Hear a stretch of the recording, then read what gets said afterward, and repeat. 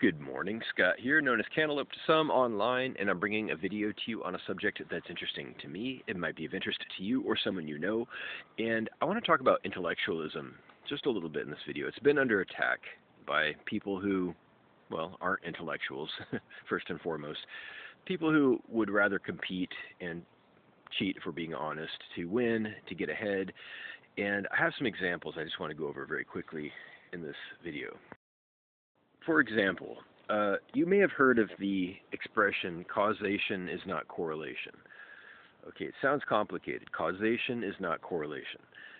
There is a very, very good point here that is misunderstood and dismissed by these people who also attack intellectualism, the same people who would rather compete and cheat to get ahead. Causation is not correlation. Now, what does that mean? It means that just because things happen in tandem, that is together, doesn't mean that they're necessarily connected. It also means that just because something is involved in a process doesn't mean it was the causing factor or the actual impetus for the output, if that makes sense. So here's an example. You've heard the expression, no pain, no gain, right? Okay, well, it kind of misses the point. The point isn't that pain causes gain, and this is the classic, the most classic, if you ask me, misunderstanding of the wisdom that causation is not correlation. No pain, no gain misses the point that sometimes pain is involved in the process of gain, but pain by itself with no reason doesn't necessarily result in gain. You can, stab yourself in the knee with a fork. That doesn't make you stronger. They say what doesn't kill you makes you stronger. Not necessarily. This is another misunderstanding that boils down to causation does not equal correlation.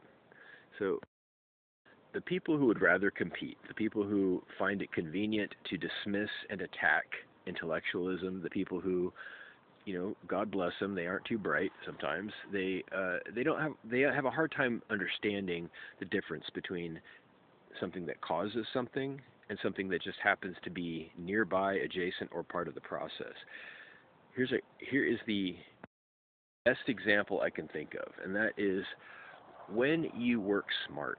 Working smart means minimizing the inefficiencies, minimizing the difficulties and the painful parts of a process so that it can be executed expediently, right? So it can be efficient and productive without, a great deal of unnecessary pain. And, of course, there are side benefits to painful experiences, such as character building, such as, becoming stronger, more tenacious, more resilient.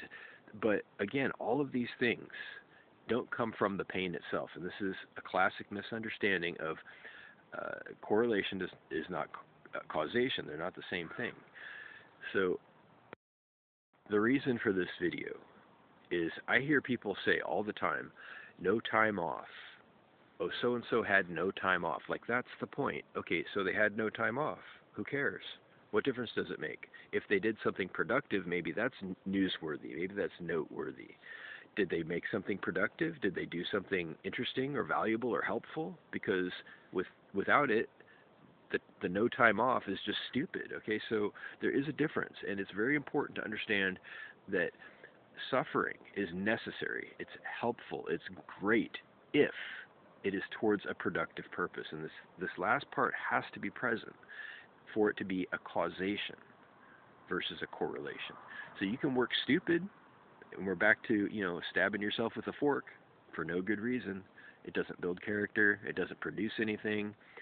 But I hear people all the time mistaking pain and gain. They're saying, oh, well, if you suffer, if Joe Bob, for example, suffered more than you, then he deserves something more than you. He had to go through it. Oh, well, for what though? I mean, Joe Bob put himself through that, maybe. Maybe Joe Bob is just really bad at work. Maybe Joe Bob just does it the hard way all the time for no good reason. Okay, these are valid questions. What was improved by the suffering? Was their character gained? Was the output improved, the quality? I mean, you can assume, but it isn't a given. It isn't a given.